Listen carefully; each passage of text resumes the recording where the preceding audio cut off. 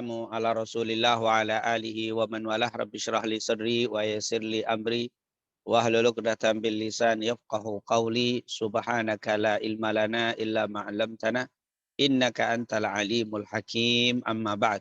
Segala puja dan puji kehadirat Allah, salawat serta salam kepada junjungan kita Nabi Muhammad sallallahu alaihi wasallam, para keluarga, sahabat, tabi'in serta seluruh umatnya yang selalu beristiqamah mengikuti sunnah-sunnahnya hingga yaumul qiyamah.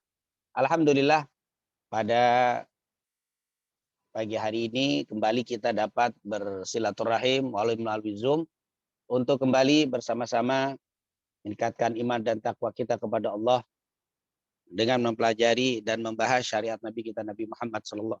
Semoga apa yang kita pelajari ini mendapatkan keberkahan dan keridhaan dari Allah Subhanahu wa taala. Amin amin ya rabbal alamin. Pada kesempatan hari ini tentunya tidak terlambat bila kami ucapkan taqabbalallahu minna wa minkum salihal a'mal wa ja'alana wa iyyakum minal a'idin al-faizin kullu am wa antum bikhair. Semoga semua amal-amal soleh yang telah kita lakukan selama bulan Ramadan, baik yang wajib dan juga sunnah, diterima oleh Allah Subhanahu wa taala, dan semoga Allah tidak jadikan Ramadan yang telah berlalu menjadi Ramadan terakhir untuk kita, tapi Allah kembali berikan panjang umur, sehat walafiat untuk bisa bertemu dengan Ramadan di tahun-tahun yang akan datang. Amin ya rabbal alamin. Bapak Ibu yang dimuliakan Allah, hadirin dan hadirat, alhamdulillah di hari ini merupakan pertemuan pertama kita setelah bulan Syawal atau setelah bulan Ramadan, dan saat ini kita masih berada di bulan Syawal, yaitu melewati pertengahan bulan Syawal dan masih ada beberapa hari ke depan di bulan Syawal. Oleh karena itu, kita saat ini akan membahas tentang amalan-amalan yang dianjurkan untuk dilakukan di bulan Syawal. Tentunya bulan Syawal ini termasuk salah satu bulan yang mulia, bulan juga yang istimewa. Ketika kita membaca surat Al-Baqarah ayat 197, ketika Allah SWT berfirman, Al-hajju asyhuru ma'lumat, faman farada fihinna al-hajja fala rafath wala fusuq wala jidala fil hajj, wa ma taf'alu min khairin ya'lamuhu Allah wa tazawwadu fa inna khaira zadi taqwa wattaquni ya ulil albab. Ini merupakan surat Al-Baqarah 197 yang ketika menafsirkan kalimat haji itu adalah dilakukan di bulan-bulan tertentu. Siapa yang melaksanakan ibadah haji, hendaklah dia menjaga lisannya dari perkataan keji, perkataan yang fasik atau perbuatan yang fasik, dan hendaklah dia meninggalkan debat, dan berbekallah, sesungguhnya sebaik-baik bekal itu adalah ketakwaan, dan kebaikan sedikit pun yang kamu lakukan kecuali akan diketahui oleh Allah Subhanahu wa taala. Nah, ini tentunya ketika membahas surat Al-Baqarah 197 yang mengatakan al-hajju asyhuru ma'lumat. Haji itu dilakukan di bulan-bulan tertentu. Ketika membahas kalimat ini, para ulama mengatakan yang dimaksud dengan bulan-bulan tertentu itu adalah Syawal, Dzulqa'dah, dan Dzulhijjah. Jadi di situ disebutkan bulan-bulan tertentu, maksudnya yaitu Syawal, Dzulqa'dah, wa Dzulhijjah. Jadi bulan Syawal ini termasuk bulan istimewa karena bulan mulai kesibukan umat Islam untuk melaksanakan ibadah haji. Jadi saudara-saudara kita yang insya Allah akan melaksanakan ibadah haji mulai dipersiapkan di bulan Syawal. Bahkan kita ketahui di Indonesia misalkan kloter pertama untuk melaksanakan ibadah haji mulai berangkat pada tanggal 23 atau 24 Mei. Karena saat itu masih berada di bulan Syawal. Dan inilah merupakan bulan yang istimewa, yaitu Syawal ini termasuk mulai bulan pertamanya orang melaksanakan ibadah al-hajj. Jadi Syawal di akhir-akhir adalah bulan haji, Dzulqa'dah bulan haji, kemudian Dzulhijjah di awal-awal bulan haji. Ini merupakan salah satu keistimewaan bulan Syawal. Dan tentunya seluruh amal soleh diperintahkan untuk kita lakukan di bulan Syawal.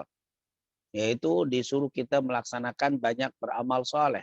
Seperti di bulan-bulan lain, Syawal juga merupakan bulan istimewa yang dianjurkan kita banyak beramal soleh. Terutama di sini adalah bab yang berkaitan dengan puasa. Jadi di sini ada amalan puasa. Walaupun tentunya selain puasa tetap seperti kata para ulama ketika membahas puasa Syawal itu seperti Al-Imam Ibnu Rajab pernah mengatakan inna jaza al-hasanati al-hasanatu ba'daha. Sesungguhnya balasan kebaikan sebuah amal soleh dimudahkannya untuk melakukan amal soleh setelahnya. Artinya ketika kita usai Ramadan, lalu kita dimudahkan untuk melakukan amal-amal soleh seperti yang kita lakukan di bulan Ramadan, walaupun tidak sama 100%, tetapi tidak kita tinggalkan sama sekali, itu merupakan tanda-tanda diterimanya amal. Kemarin di bulan Ramadan kita suka bersedekah, maka usahakan di bulan Syawal tetap bertahan. Walaupun tidak sebanyak sedekah di bulan Ramadan, tapi sedekah jangan pernah ditinggalkan walaupun saat ini kita sudah meninggalkan Ramadan. Bulan Syawal hendaknya masih ada, walaupun tidak sehebat sedekah di bulan Ramadan. Qiyamul Lail tetap masih ada. Kemarin yang biasa kita lakukan di bulan Ramadan, jangan sampai ditinggalkan 100%. Sisakan Qiyamul Lail, walaupun tidak sesempurna atau sebanyak di bulan Ramadan. Tapi dianjurkan tetap untuk mendirikan Qiyamul Lail. Karena sudah kita tahu dari hadis riwayat Imam Ahmad dalam kitabnya Al-Musnad, dari Abu Hurairah radhiyallahu anhu Rasulullah SAW pernah bersabda, "Alaikum bi qiyamil lail fa innahu da'bus salihin." Hendaklah kalian menjaga qiyamul lail karena itu adalah kebiasaan orang-orang saleh. Jadi qiyamul lail tidak berhenti dengan berhentinya bulan Ramadan walaupun mungkin tidak sebanyak tidak sehebat di bulan Ramadan karena memang Ramadan ini berbeda. Karena di bulan Ramadan sudah kita ketahui dibuka pintu surga, ditutup pintu neraka, diikat syaitan. Itu yang membuat berbeda, salah satu faktor yang membuat ibadah Ramadan dengan di luar Ramadan itu berbeda. Tapi tetap walaupun tidak 100% sama, paling tidak ditinggalkan 100%. Ketika kita kemarin di bulan Ramadan, apalagi zikir, maka perbanyak juga zikir di luar bulan Ramadan. Yang biasa baca Quran di bulan Ramadan, maka di luar Ramadan tetap kita jaga. Amalan membaca Al-Quran. Nah, salah satunya puasa. Yang kemarin sudah kita puasa istiqomah sebulan, usai Ramadan jangan ditinggalkan 100%. Masih tetap dianjurkan untuk tetap menjaga puasa. Walaupun tidak sehebat Ramadan. Ramadan wajib. Puasa setelah Ramadan tidak wajib. Sunnah. Ramadan sebulan penuh. Di luar Ramadan jangan sebulan penuh. Karena ada ulama yang memakruhkan orang puasa 1 bulan penuh. Karena menyamai Ramadan. Di antaranya ketika nanti kita membahas tentang bulan Sya'ban. Ada sebagian ulama bilang makruh puasa sebulan penuh selama bulan Sya'ban. Kenapa? Karena berdasarkan hadis Aisyah, kata Aisyah, Rasulullah tidak pernah puasa 1 bulan penuh kecuali Ramadan. Artinya kita tetap puasa, tapi berbeda dengan Ramadan.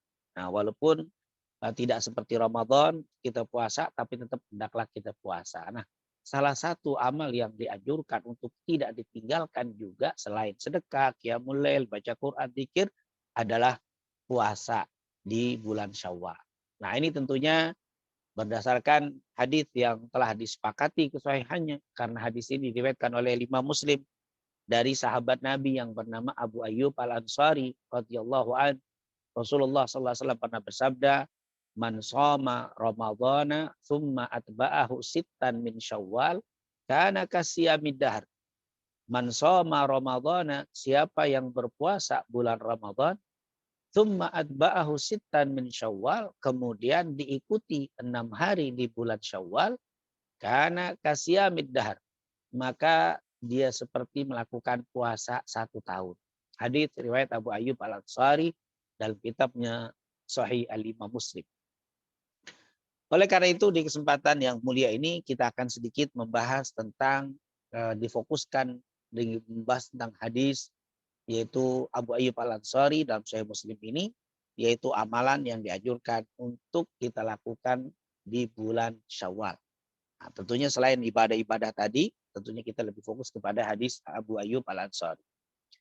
Dikatakan di situ hadis Abu Ayyub Al-Ansari. Abu Ayyub Al-Ansari adalah seorang sahabat yang tentunya kita tahu bersama, beliau termasuk sahabat yang rumahnya itu disinggahi pertama kali oleh Nabi ketika Nabi masuk ke kota Madinah.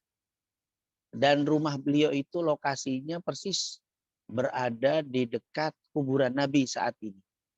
Jadi di depan kuburan Nabi saat ini, kalau kita lihat di kuburan Nabi di arah kiblat ke arah Mekah, Di depannya tidak jauh di situ dulunya rumah Abu Ayyub Al-Ansari. Tapi tentunya sekarang sudah dibongkar, tidak ada lagi. Dulunya di situ ada rumah Abu Ayyub Al-Ansari.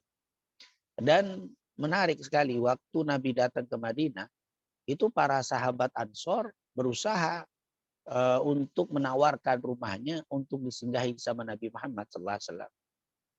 Semua sahabat itu berharap dan eh, mengajukan kepada Nabi untuk bisa tinggal di rumah mereka.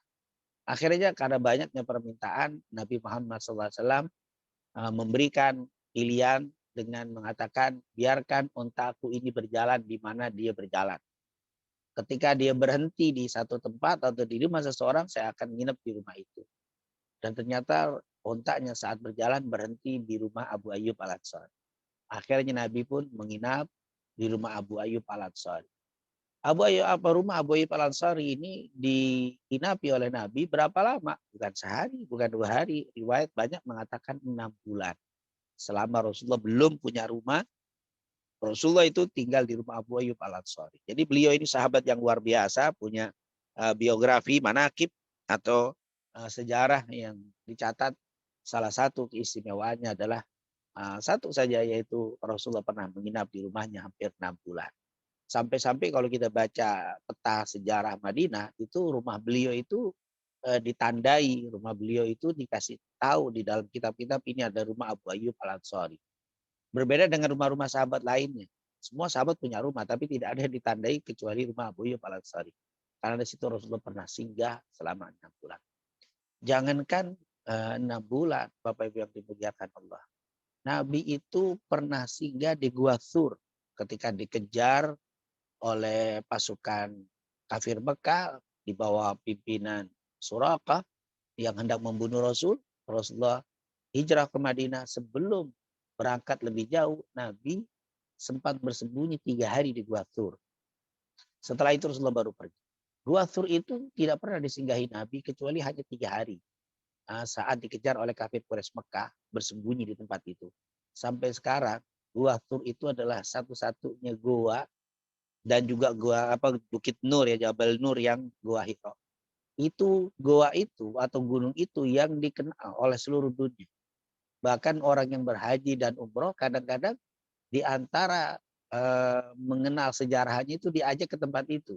Melihat, mengenang, dikenang, bahkan mungkin bahasa kita dimuliakan itu gunung. Saya rasa walaupun ada renovasi atau pembaharuan atau mungkin pengindahan kota Mekah, tetap 2 gunung itu tidak akan dibongkar. Kenapa? Karena di situ pernah disinggahi Nabi. Padahal hanya disinggahi 3 hari menjadi mulia. Sampai sekarang dikenang, diketahui, diingat, didatangi, bahkan sampai nanti entah sampai kapan orang akan tahu ini Jabal Nur, ini Jabal Thur. Itu adalah tempat yang pernah disinggahi Nabi. Hanya beberapa hari. Bagaimana dengan Abu Ayyub Al-Ansari yang disinggahi sampai 6 bulan. Sangat luar biasa Abu Ayyub Al-Ansari, dan itu adalah sebuah kebanggaan untuk Abu Ayyub Al-Ansari radhiyallahu anhu. Apa kata Abu Ayyub Al-Ansari? Rasulullah SAW pernah bersabda, "Man shoma Ramadhana," siapa yang puasa Ramadan, "tsumma atba'ahu sittan min Syawal," kemudian dia mengikuti dengan berpuasa 6 hari di bulan Syawal, kana kasiyamid dahar, maka pahalanya seperti puasa 1 tahun. Dari hadis ini dapat kita petik beberapa hikmah, beberapa pelajaran yang mungkin tentunya Bapak dan Ibu hadirin hadirat bisa lebih banyak mengambil hikmah. Ini yang terbesit di dalam ingatan kita atau di dalam pengetahuan kita dari beberapa buku yang kita baca. Ada beberapa hikmah. Di antara hikmah-hikmah tersebut tentunya ketika kita bicara tentang hikmah, perlu dicatat. Yang pertama, tidak boleh seseorang mengatakan inilah hikmah satu-satunya atau hanya ini hikmahnya. Nah, di dalam sebuah ibadah atau dalam sesuatu pelajaran agama ya, kita katakan inilah satu-satunya hikmah. Itu tidak boleh mengatakan itu. Atau hanya ini hikmah yang ada yang terkandung di dalam ibadah ini. Tidak boleh. Karena pada hakikatnya kata ulama, tidak ada yang mengetahui hikmah secara sempurna. Baik di dalam bab ibadah, di dalam syariat, kecuali hanya Allah Subhanahu wa taala. Jadi kalau kita bicara tentang suatu amalan atau suatu pelajaran dan kita mengatakan hikmah, maka kita bisa katakan mungkin salah satu hikmahnya, mungkin di antara hikmahnya. Nah, itu kalimat mungkin, kalimat tidak pasti. Itu kemungkinan. Kenapa? Karena kepastian hanya milik Allah. Karena kepastian hanya milik Allah. Hanya Allah yang tahu apa hakikat hikmah dari sebuah ibadah. Para ulama hanya mengatakan mungkin di antara hikmah ibadah ini begini. Mungkin di antara hikmah ibadah itu. Jadi tidak boleh dipastikan. Yang kedua, kalau bicara tentang hikmah, tidak boleh kita ibadah hanya karena hikmah. Jadi tidak boleh orang ibadah hanya karena hikmah. Ketika ada suatu perintah, ketika ada sebuah syariat, ketika sebuah ada larangan, baik diketahui hikmah atau tidak diketahui hikmahnya, maka tetap kita lakukan. Kalau memang itu larangan, tetap kita tinggalkan. Tidak harus mengetahui dulu hikmah baru kita melakukan ibadah itu.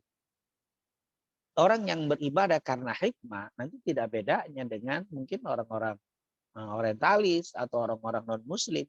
Banyak mereka yang melakukan syariat Islam bukan karena itu perintah Allah, tapi karena hikmah. Misalkan sunat atau khitan. Banyak orang-orang non-muslim yang khitan. Bahkan Yahudi juga berkhitan. Nah, mereka kenapa kok khitan? Oh, karena ternyata khitan itu bisa mengurangi penyakit pada kemaluan seorang laki-laki. Nah, ini maka mereka melakukan itu. Jadi ketika melakukan itu bukan karena syariat, tapi karena hikmah yang terkandung. Mungkin ada juga orang yang mencuci jilatan air liur anjing, bekas jilatan air liur anjing, dia cuci dengan 7 kali, salah satunya dengan tanah. Tapi dia melakukan itu bukan karena ibadah, tapi karena hikmah. Mereka bilang hikmahnya ini karena memang kuman ini bisa hilang dengan tanah. Maka dilakukan itu. Itu namanya melakukan karena hikmah, bukan karena ibadah. Kalau kita tidak. Mungkin ada juga orang yang tidak mau makan babi atau daging babi. Karena mengandung berbagai macam penyakit, pita, dan sebagainya. Itu orang yang melakukan karena hikmah. Tapi kalau kita tidak mau makan babi, kenapa? Karena haram. Diharamkan oleh Allah. Di luar itu ada hikmah. Jadi hikmah itu bukan tujuan ibadah. Nah, inilah yang saya perlu garis bawahi. Jadi yang pertama ketika kita bicara hikmah, jangan mengatakan ini satu-satunya hikmah. Jangan mengatakan hanya ini hikmah. Yang mengetahui hikmah pada hakikatnya hanyalah Allah. Yang kedua, bahwa kita tidak boleh ibadah karena hikmah. Tapi hikmah itu hanya memberikan dorongan atau motivasi lebih kita semangat melakukan ibadah itu. Nah, inilah catatan berkaitan dengan hikmah. Jadi kalau kita bisa ambil pelajaran dari hadis Abu Ayyub Al-Ansari yang mengatakan man shoma Ramadhana tsumma atba'ahu sitta min Syawal kana kasiyamid dahar, dapat kita ambil pelajaran, dapat kita ambil hikmah. Yang pertama, pelajaran kita ambil di situ ada anjuran untuk menyempurnakan puasa. Dikatakan man shoma Ramadhana tsumma atba'ahu sitta min Syawal. Siapa yang berpuasa Ramadan kemudian mengikutinya 6 hari di bulan Syawal. Dari kalimat ini ada pendapat para ulama yang dibahas berkaitan dengan siapa yang puasa Ramadan kemudian diikuti 6 hari bulan Syawal. Pendapat yang pertama yaitu kita pecah dulu. Yang pertama berkaitan dengan orang yang belum sempurna puasa Ramadan. Orang yang tidak sempurna puasa Ramadan itu ada 2 macam. Yang pertama tidak sempurna karena udzur syar'i.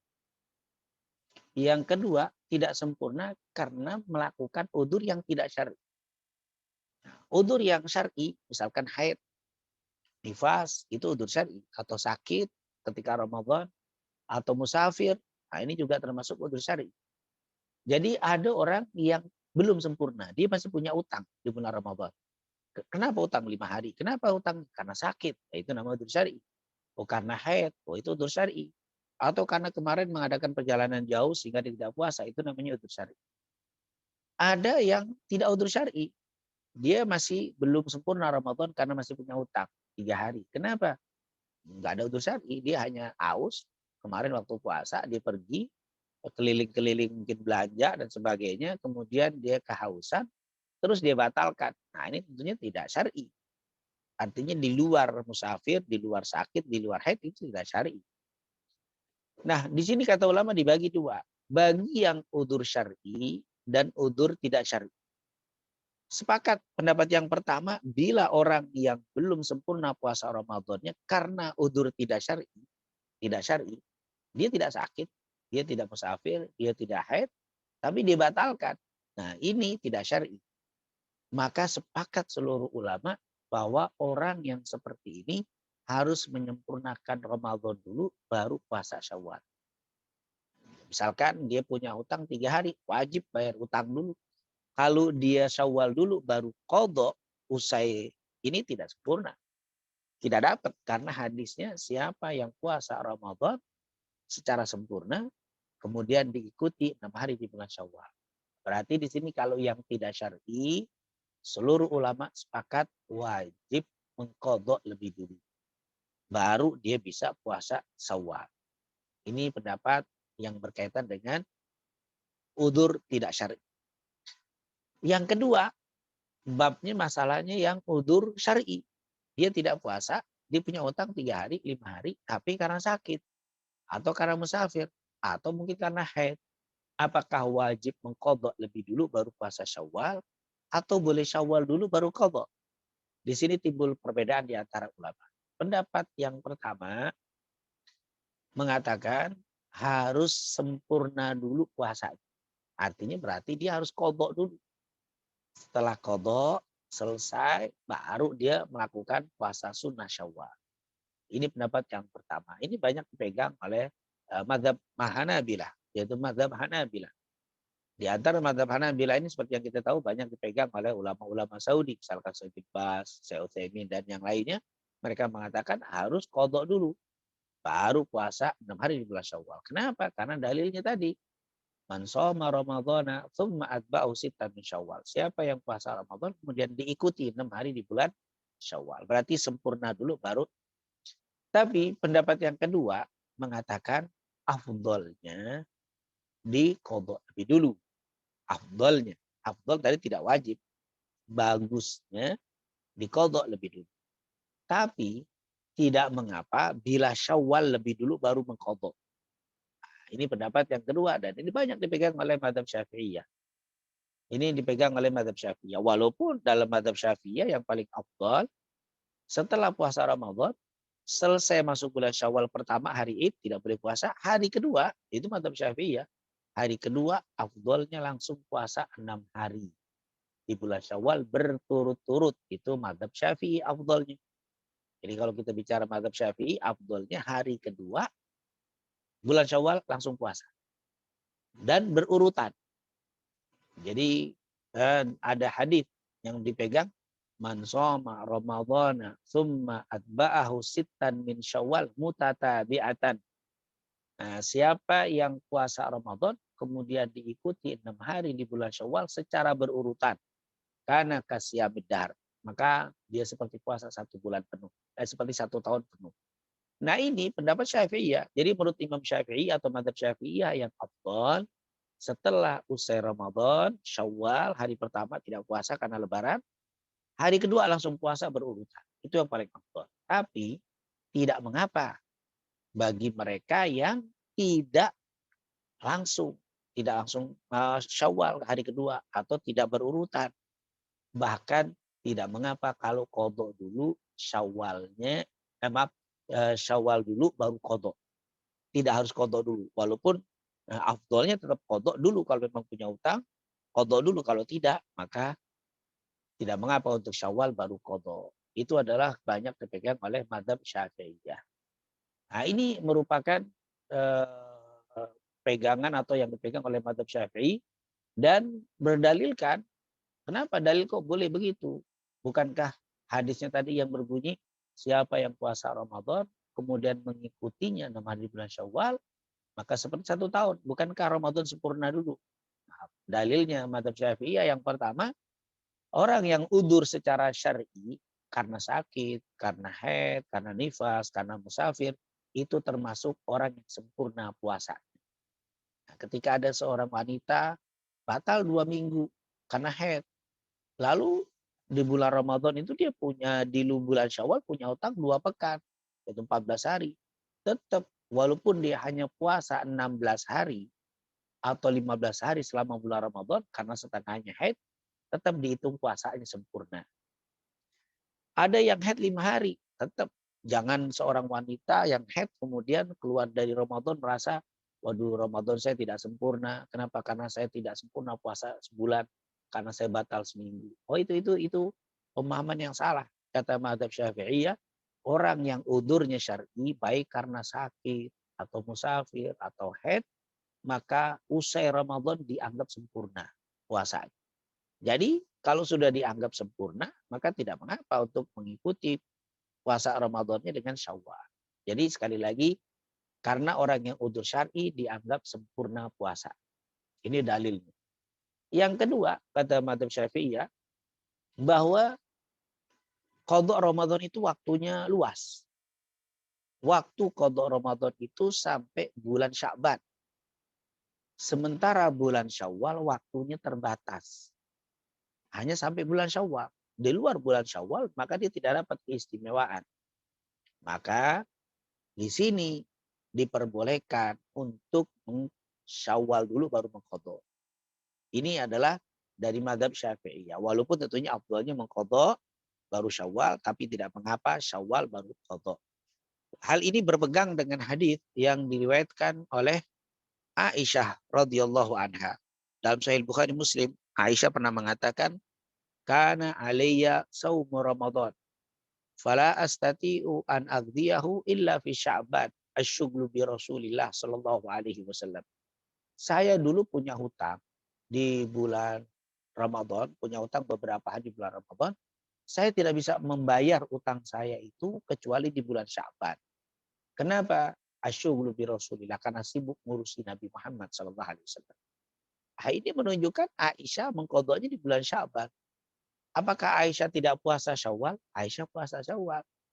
Jangankan puasa Syawal, puasa Senin Kamis pun dilakukan sama Aisyah, apalagi Syawal.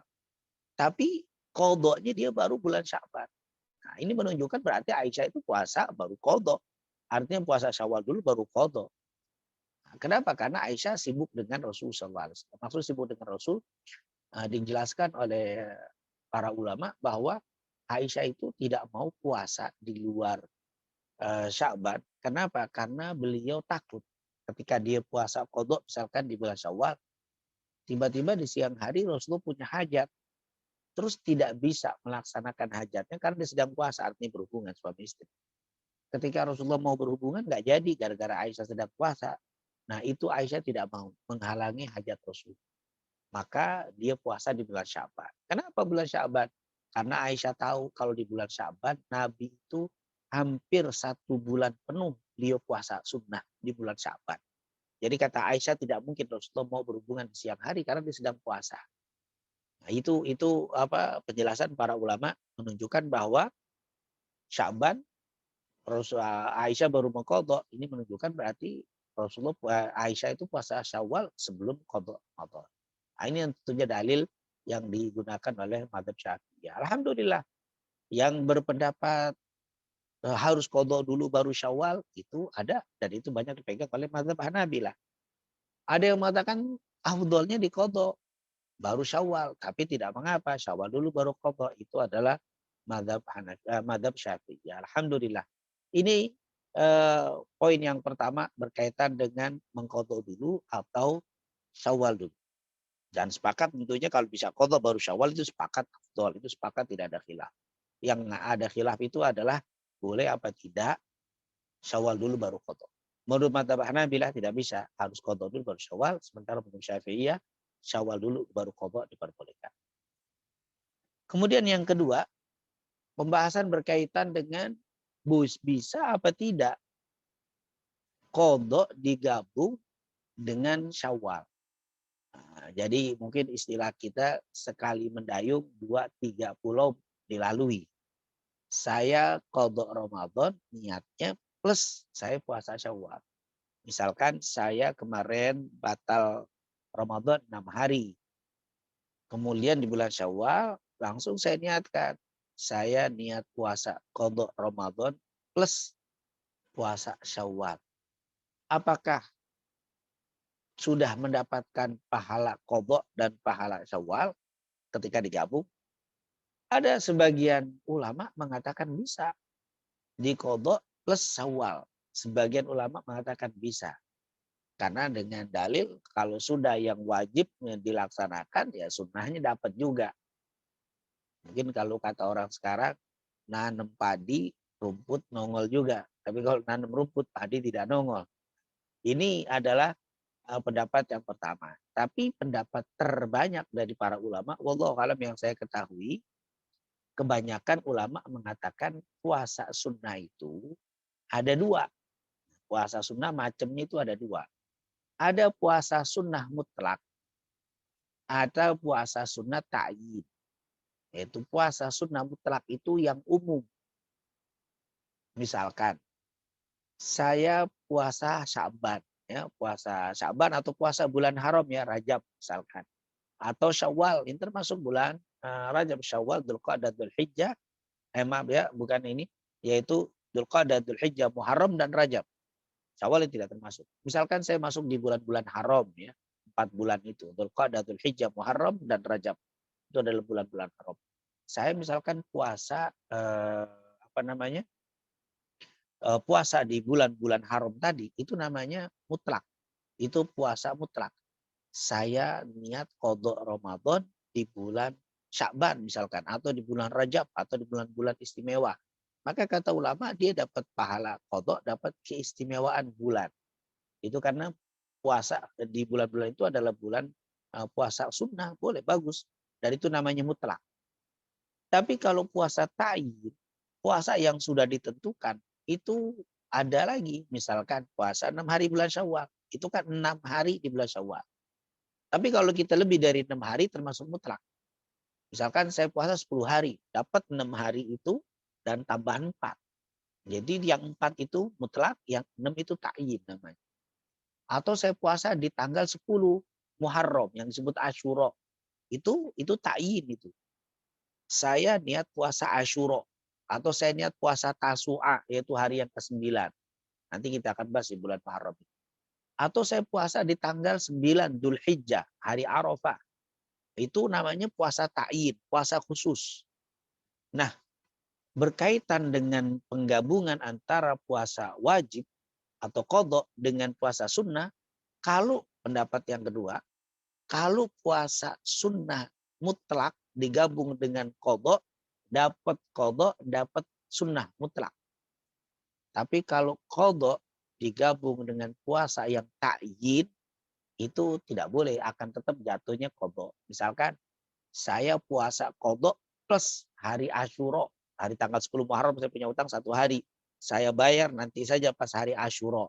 Maka kata sebagian ulama, kebanyakan ulama mengatakan kamu hanya dapat pahala qadha, tapi Asyuranya nggak dapat. Karena puasa Asyura itu adalah ta'yin. Atau saya puasa qadha, saya gabung niatnya dengan puasa Arafah. Tetap saya dapat hanya qadha, Arafah tidak dapat. Jadi kalau puasa wajib yang qadha tadi digabung dengan puasa sunnah ta'yin dapatnya yang wajib, yang qadha. Saya niat puasa qadha plus 6 hari bulan Syawal. Maka kebanyakan ulama kamu dapatnya qadha, nggak dapat Syawal. Tapi tadi ada sebagian yang mengatakan qadha dicampur dengan sunnah dapat. Walaupun sunnah mutlak atau sunnah ta'yin tetap dapat. Tapi wallah alam saya lebih cenderung tidak dapat. Kenapa? Karena itu ta'yin ya, termasuk puasa ta'yin. Tapi kalau puasa mutlak boleh-boleh saja untuk digabung. Kenapa? Karena memang mutlak itu masih bisa digabung dengan puasa qadha atau puasa wajib. Itu adalah pembahasan tentang apakah qadha dulu atau Syawal dulu. Insya Allah sudah kita dapat pahami. Jadi kalau ada ustadz yang bilang harus qadha dulu, itu ada. Enggak bilang, ada enggak afdolnya qadha tapi tidak mengapa Syawal, itu juga ada. Ini adalah penjelasan para ulama. Yang kedua, boleh apa tidak digabung antara qadha dengan Syawal? Nah, ada yang mengatakan qadha boleh digabung dengan Syawal dan pahalanya dapat Syawal, dapat qadha. Tapi kebanyakan ulama Syawal dan qadha tidak bisa digabung karena Syawal termasuk puasa ta'yin. Ini adalah pembahasan ketiga. Yang kedua. Kemudian yang ketiga yaitu puasa Syawal ini kata para ulama menunjukkan bahwa salah satu tanda diterimanya puasa Ramadan kita adalah dimudahkan untuk puasa 6 hari di bulan Syawal. Karena ada istilah Hasan al-Basri, inna jaza al-hasanati al-hasanatu ba'daha. Sesungguhnya balasan kebaikan suatu amal dimudahkan untuk melakukan amal yang kedua. Nah, insya Allah Allah berikan kemudahan bagi kita semuanya untuk puasa 6 hari di bulan Syawal ini. Dan alhamdulillah ini masih ada beberapa hari, sekitar 11 atau 10 hari lagi di bulan Syawal. Kemudian keistimewaan puasa Syawal ini tentunya disebutkan langsung sama Nabi tadi. Kana kasiyamid dahar. Puasa 6 hari di bulan Syawal ini seperti 1 tahun. Nah, ini seperti puasa 1 tahun. Jadi istimewa sekali bahwa kita berpuasa 6 hari tapi seperti pahala berpuasa seperti pahala 1 tahun. Kenapa? Karena hadisnya mengatakan al-hasanatu bi asyri amsalihah. Bahwa sebuah kebaikan di dalam Islam itu akan dilipat gandakan 10 kali lipat. Jadi kalau kita puasa 6 hari di bulan Syawal ini dikalikan 10, berarti kan seperti 60 hari. 60 hari itu berarti 2 bulan. Dan kemarin kita puasa Ramadan selama 10 bulan. Selama 1 bulan dikalikan 10 berarti seperti 10 bulan. Berarti dengan puasa Ramadan 10 bulan, puasa Syawal 6 hari seperti 2 bulan, maka masuklah seperti 1 tahun. Jadi orang yang puasa 6 hari di bulan Syawal akan dapat pahala seperti 1 tahun bila Ramadannya dilakukan. Tapi kalau Ramadan kemarin tidak puasa, lalu puasa Syawal, tentunya tidak seperti 1 tahun. Makanya Syawal dan Ramadan digabungkan. Siapa yang puasa Ramadan diikuti 6 hari di bulan Syawal seperti 1 tahun. Puasanya Ramadan seperti 10 bulan, 6 hari di bulan Syawal seperti 2 bulan. Maka digabung karena kasiyamid dahar.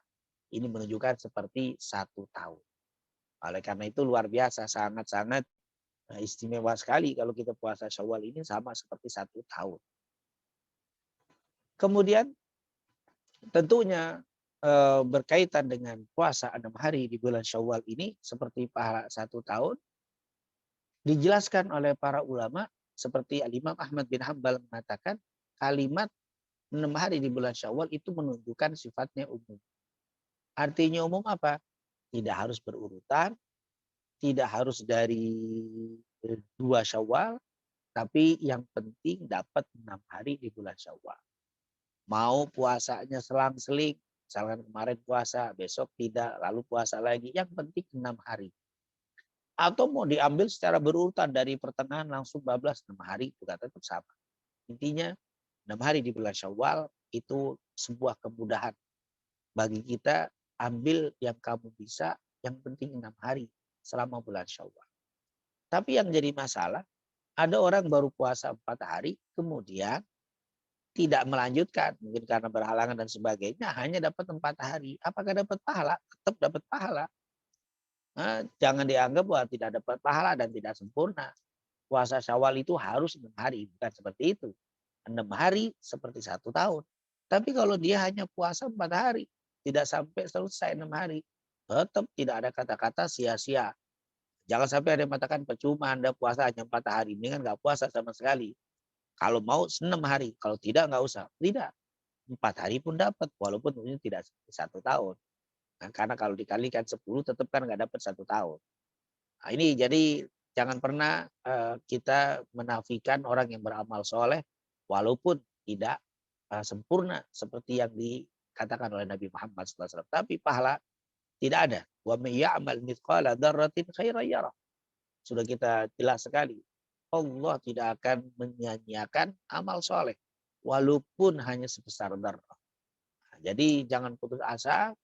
Misalkan, waduh kebetulan saya sibuk, besok sibuk, hari akhir-akhir Syawal saya sibuk keluar kota tidak mungkin puasa. Maka puasalah semampu kita.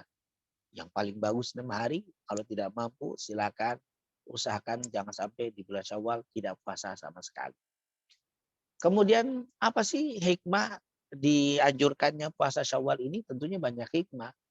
Di antaranya yang pertama bahwa supaya amal kita untuk berpuasa tidak pergi, tidak putus, hilang 100% setelah hilangnya Ramadan. Jadi Ramadan yang sudah kita penuhi hari-hari demi hari dengan puasa, setelah usai Ramadan jangan sampai hilang sama sekali puasa kita.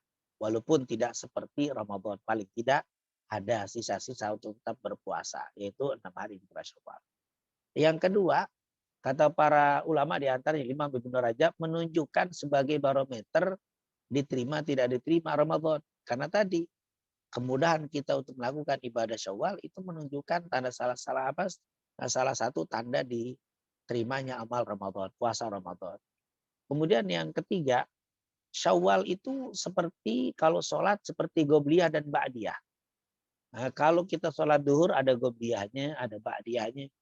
Artinya sholat itu ada yang gobliyah, ada ba'diyah. Qobliyah ba'diyah itu menutupi kekurangan yang ada di sholat fardu.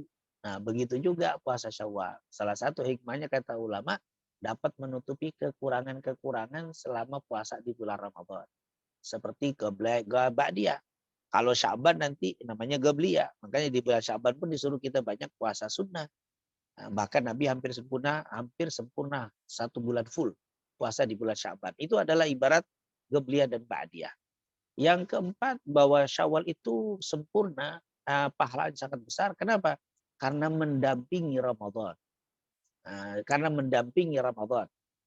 Mendampingi Ramadan mendapat kecipratan, mendapatkan imbas keistimewaan Ramadan. Nah, ternyata mendampingi sesuatu yang mulia itu menyebabkan kita menjadi mulia. Ketika kita berduduk-duduk dengan orang soleh, duduk di kumpulan orang-orang baik, kita akan dapat kemuliaan orang baik.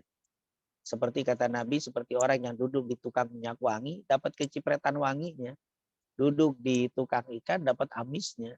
Duduk di tukang las, dapat bolong-bolongnya dari cipratan api. Begitulah Syawal dekat dengan Ramadan, dapat keistimewaan Ramadan.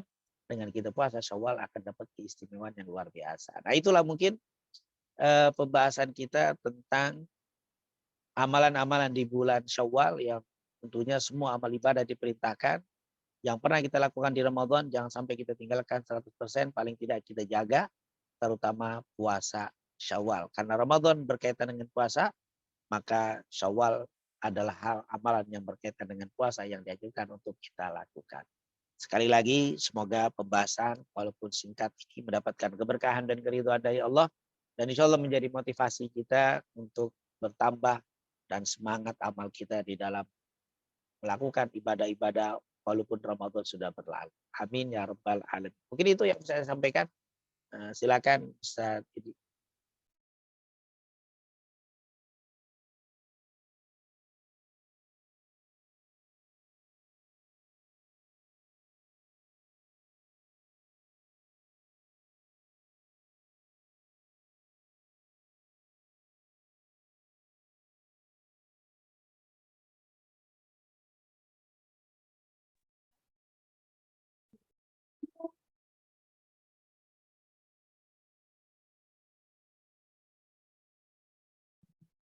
Ustaz, mohon izin Ustaz, Silakan.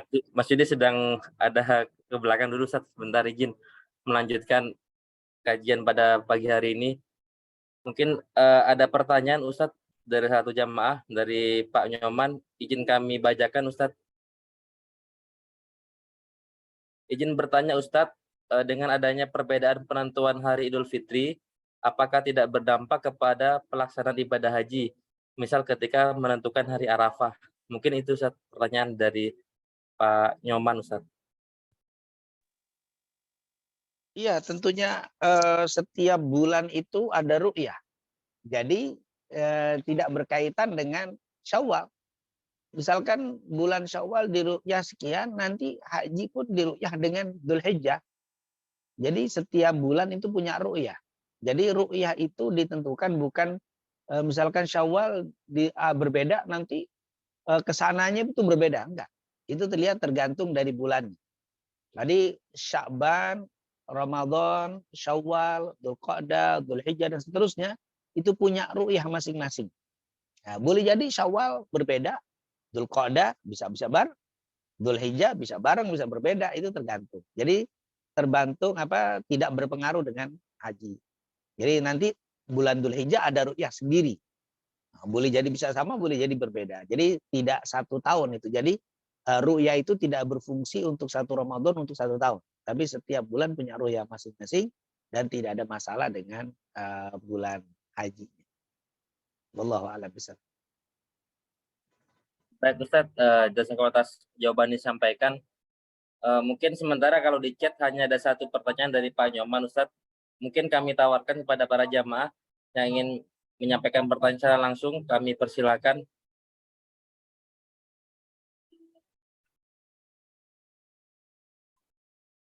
Masih ada waktu 6 menit lagi. Mungkin mohon izin Ustadz, izin bertanya satu pertanyaan Ustadz terkait dengan puasa Syawal Ustadz, terkait dengan pahalanya bahwa akan menghapus dosa 1 tahun Ustadz. Mungkin terkait dengan dosa tersebut kan ada dosa yang besar, ada dosa kecil Ustadz ya. Apakah semua dosa itu akan dihapuskan kemudian Ustadz? Kemudian yang kedua, mungkin izin Ustadz, ini agak hitung-hitungan matematis Ustadz ya. Jadi kalau misalkan kita berpuasa 1 Syawal berarti kita udah dihapuskan satu dosanya, kemudian nanti tahun depan kita puasa Syawal lagi, apakah nanti akan dihapuskan lagi dan atau seperti apa Ustadz ya? Mungkin kalau izin, kalau itu kan secara matematis seperti apa Ustadz ya? Mungkin itu Ustadz dari saya Ustadz. Iya, ya memang betul bahwa puasa Syawal dapat seperti puasa 1 tahun. Sebenarnya hadisnya itu begitu. Man shoma Ramadan tsumma atba'ahu sittan min Syawal kana kasiyamid dahr. Seperti puasa 1 tahun. Nah, taruhlah kita berbicara tentang 1 tahun itu, maksudnya apa ya? Pahala diampuni oleh Allah Subhanahu wa taala. Yang jadi pembahasan di dalam bab-bab amal seperti ini, apakah dosa yang diampuni itu khusus dosa besar saja atau dosa kecil saja atau semua dosa? Nah, ini sering kita mendapatkan hadis-hadis atau ayat-ayat yang berbicara tentang pengampunan dosa. Seperti kemarin Ramadan, man shoma Ramadan tsumma man shoma Ramadan imanan wa ihtisaban ghufira lahu ma taqaddama min dzanbi. Atau man qoma Ramadan imanan wa ihtisaban ghufira lahu ma taqaddama min dzanbi. Itu banyak penghapusan dosa. Nah, kata para ulama, seperti yang kita tahu, penghapusan dosa bila disebutkan di dalam hadis, ada yang berpendapat atau ayat ya, ada yang berpendapat semua. Karena sifatnya am, karena sifatnya mutlak, sifatnya umum. Kalimat kullu istighraq katanya. Itu adalah untuk penyempurnaan. Semua dosa, berarti tidak dibedakan antara dosa kecil dan dosa besar. Tapi ada juga yang mengatakan tergantung ibadahnya. Kalimat-kalimat dihapus semua dosa itu tergantung apa ibadahnya gitu. Kalau ibadah wajib boleh jadi menghapuskan dosa besar kecil. Tapi ibadah sunnah ini ada yang mengatakan hanya dosa kecil saja. Tapi dosa besar itu tidak. Nah, tapi saya melihat dari penjelasan para ulama, mungkin pengampunan dosa itu bisa dibagi menjadi 3. Ya, yang pertama tidak diberikan ampunan sama sekali. Jadi walaupun di istighfar, walaupun beramal, tidak dikasih ampunan sama sekali. Yang kedua, langsung diberikan ampunan. Yang ketiga, ditunda ampunannya. Nah, itu ada yang langsung, ada yang ditunda, ada yang tidak dikasih. Yang tidak dikasih apa? Yaitu orang yang melakukan kemusyrikan. Innallaha la yaghfiru an yushraka bihi wa yaghfiru ma duna dzalik. Allah tidak akan memberikan ampunan kepada orang yang melakukan kemusyrikan sampai dia meninggalkan kemusyrikan. Berarti walaupun dia beramal soleh, tapi kalau musyrik susah untuk diampuni oleh Allah. Artinya tidak diberikan ampunan kecuali dia harus meninggalkan kemusyrikan. Ini berarti ampunan yang tidak diberikan karena kemusyrikan. Yang kedua adalah orang yang langsung dapat ampunan. Siapa itu? Yang dosanya berkaitan dengan Allah.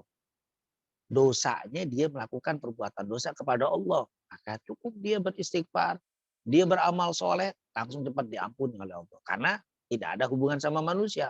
Dia hanya hubungan dengan Allah. Maka ini langsung dapat ampunan. Jadi ada yang tidak dapat, ada yang langsung dapat. Maaf, kemarin misalkan saya melihat mata ini, lihat aurat. Saya berdosa kepada Allah. Maka saya istighfar. Selesai, langsung cepat.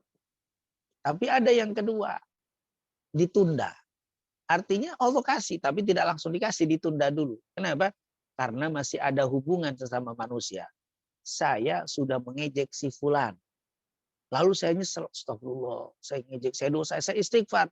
Allah ampuni, tapi harus minta maaf dulu sama si fulan. Nah ini artinya ampunan yang tertunda. Ampunan itu akan diberi kalau engkau minta maaf dulu sama orang. Urusan dengan Allah sudah, tapi belum diberikan sebelum kita minta maaf dengan saudara kita. Jadi kalau dosa-dosa yang tadi kita dengan amal soleh, ini kalau berusulan dengan Allah, insya Allah kecil besar diampuni oleh Allah. Dengan qiyamul lail kita misalkan Ramadan kemarin, atau dengan tahajud kita, tarawih kita, insya Allah kecil besar ya hubungan dengan Allah dihapus. Tapi kalau kemusyrikan nggak bisa. Tapi kalau hubungan sama orang harus tetap kita minta maaf dulu. Begitu juga puasa sunnah. Nanti ada puasa Asyura menghapuskan dosa 1 tahun. Nanti puasa tanggal 9 Dzulhijjah menghapuskan dosa 2 tahun. Itu dosa apa? Dosa kecil besar habis. Asal hubungan dengan Allah. Tapi kalau hubungan sama manusia tidak bisa. Harus minta maaf. Kita mendolimi, kita durhaka sama orang tua, itu dosa besar. Tidak bisa dengan puasa Arafah langsung dihapusin dosa. Sebelum kita minta maaf dengan orang tua kita dan seterusnya. Itu adalah pembagian. Seandainya ada yang berpendapat enggak, amal-amal itu bisa menghapuskan dosa kecil walaupun dengan Allah, tetap dosa kecil juga kalau kita hitung banyak sekali dosa-dosa kita. Jadi oleh karena itu insya Allah kita berharap semua amal ibadah kita itu dapat menghapuskan semua dosa kita. Baik dosa kecil dan dosa besar kita semuanya. Amin ya rabbal alamin. Kemudian yang pertanyaan kedua, ini kalau saya diampuni dosa setahun nih. Terus apakah kalau saya melakukan dosa lagi selama setahun ini habis secara langsung apa tidak? Kata para ulama, kalau ada kalimat diampuni dosa mata qaddama min dzanbi, dari dosa yang telah berlalu mungkin nggak ada masalah. Tapi yang jadi masalah itu kalau ada hadis seperti hadis shaum yaum Arafah. Yukaffiru sana allati qablah wallati ba'dah. Puasa Arafah 1 hari tanggal 9 Dzulhijjah itu menghapuskan dosa 1 tahun yang lalu, 1 tahun yang akan datang. Nah ini yang jadi masalah 1 tahun yang akan datang. Apakah kita maksum selama 1 tahun? Artinya terjaga dari perbuatan dosa? Oh tidak. Maksudnya dosamu yang telah berlalu diampuni oleh Allah, yang akan datang Allah jaga. Allah berikan penjagaan pada diri kita untuk tidak mudah terjatuh pada kemaksiatan. Tidak mudah terjatuh pada perbuatan dosa. Itu adalah sebagai imbas daripada amal kita. Sehingga setahun itu dijaga oleh Allah. Jadi kalimat diampuni dosa setahun bukan berarti dimaksud dosa kita yang akan kita lakukan dihapus, tidak. Tapi Allah berikan penghalang-penghalang, halangan-halangan sehingga kita tidak mudah terjatuh pada kemaksiatan. Jadi ibadah kita itu bukan hanya menghapus dosa yang telah dilakukan, tapi juga menghalangi, melindungi kita untuk terjatuh pada dosa yang akan terjadi di ke depan. Wallahu a'lam. Itu mungkin yang saya akan Baik, jelaskan. Ustaz, jazakallahu atas jawaban disampaikan. Izin Ustaz, ada satu pertanyaan lagi dari chat Zoom dari Pak Anang, Ustaz. Assalamualaikum warahmatullahi wabarakatuh. Izin bertanya Ustadz, bahwa pahala ibadah setelah sholat subuh berjamaah di masjid dan menunggu waktu syuruk, kemudian sholat 2 rakaat adalah seperti pahala haji dan umroh yang sempurna. Apakah hal ini juga bisa menggantikan kewajiban ibadah haji yang waktu tunggunya sangat lama dan bahkan sudah meninggal, statusnya masih mengantri? Jazakallahu Ustadz. Iya, memang ada hadis yang diriwayatkan oleh Imam Tirmidzi dan hadis ini sahih. Bahkan riwayat yang paling melemahkan riwayat ini hanya Hasan. Tidak pernah ada yang mendhaifkan hadis ini. Hadis yang diriwayatkan oleh Anas bin Malik radhiyallahu anhu, Rasulullah SAW pernah bersabda, "Man shallal ghadata fi jama'atin, thumma qa'ada yadhkurullaha hatta tatlu'a syamsu, thumma shalla rak'atain kanat lahu ta'dilul hajjah wal umrah tama." Ini hadis ya, disahihkan oleh seluruh ulama, mengatakan siapa yang sholat subuh berjamaah, kemudian dia duduk berzikir sampai terbit matahari, tsumma shalla rak'atain, kemudian dia sholat 2 rakaat, kanat lahu, maka baginya ta'dilul hajjah wal umrah, mendapatkan pahala seperti pahala haji dan umrah, sempurna. Tentunya ini adalah sebuah kabar gembira dari Rasulullah SAW dan menghilangkan rasa kecil hati rasa minder ketika bagi orang yang tidak bisa berhaji. Ketika ada seorang muslim yang miskin, tidak mampu untuk berangkat haji, maka tidak mungkin baik dari biaya dan sebagainya, tidak mungkin berhaji, jangan kecil hati. Masih ada beberapa amalan yang kalau kamu lakukan ikhlas karena Allah, insya Allah itu menjadi penutup kemuliaan yang tidak engkau raih dengan berhaji, yaitu dengan mendirikan sholat subuh berjamaah, berzikir sampai syuruk, lalu sholat 2 rakaat, maka mendapatkan pahala seperti haji. Nah, kalimat-kalimat seperti ini, yang pertama adalah hikmahnya untuk menutupi kekecewaan atau mungkin keputusasaan atau mungkin kekecilan hati seseorang yang miskin yang tidak mampu untuk pergi haji. Jadi berikan kabar gembira untuk mereka. Yang kedua atau mungkin sekarang, yaitu orang yang sudah punya kemampuan tapi usia sudah sangat lanjut. Yang kalaupun dia daftar tidak akan bisa berangkat. Maka ini insya Allah hadis ini tidak mengecilkan mereka. Ini adalah kesempatan untuk kamu juga bisa dapat kemuliaan tadi. Atau orang yang sudah bayar, Masya Allah, kemudian dia tidak berangkat-berangkat dan akhirnya meninggal. Wah, ini lain lagi. Kalau itu sudah tercatat. Kata para ulama bahwa orang yang manhamma bihasanatin falam ya'malha. Siapa yang bertekad bulat untuk melakukan sebuah kebaikan, dia bayar, dia daftar, falam ya'malha, tapi dia sakit atau meninggal dunia lalu dia tidak bisa mengamalkan apa yang sudah didaftar. Dia keluar namanya tapi sudah meninggal dunia. Maka Allah tuliskan kebaikan untuknya. Artinya tetap dia dapat pahala. Walaupun belum berhaji, tapi pahalanya insya Allah tidak berkurang. Nah, ini adalah motivasi-motivasi Nabi. Bukan hadis ini digunakan untuk menggugurkan kewajiban. Nah, kalau orang yang mampu, kaya, jangan tidak pergi haji. Hanya dengar baca hadis ini, saya mah walaupun nggak pergi haji, setiap hari saya seperti berhaji. Itu kan seperti bahasanya seakan-akan. Jadi seakan-akan itu bukan berarti belum haji. Jadi kalau punya kemampuan rezeki, wajib tetap harus pergi haji. Nah ini tentunya betul apa yang ditanya tadi, bisa nggak menjadikan pengganti ketika yang saat ini tidak mungkin untuk bisa melaksanakan, bukan karena hanya biaya, tapi kesempatan yang sulit untuk berangkat, langsung daftar, langsung berangkat itu kan. Bayar sekarang WNH biasa ini sudah hampir 20-an tahun nunggu. Kalau dia daftar umur 70 tahun, baru dapat rezeki 60, berarti kan sekitar 80 sampai 90 tahun umurnya. Wah, ini akan mengalami kesulitan.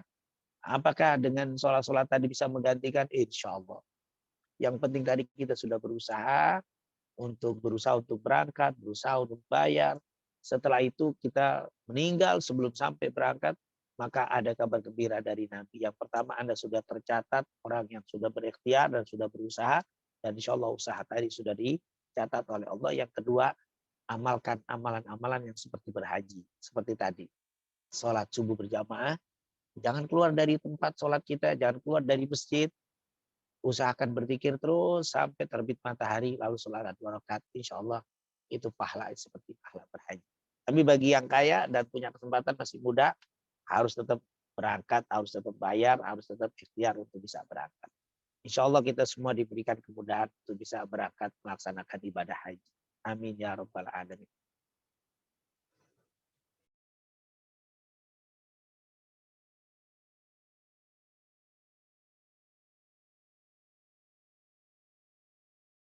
Baik Ustaz, jazakallah atas jawaban disampaikan. Karena sudah waktu jam 8.57 Ustaz, mohon izin kita tutup acara pengajian kita pada pagi hari ini. Mohon berkenan dari Ustaz untuk dapat memimpin doa pada pagi hari ini. Pada Ustaz, tafadhol Ustaz.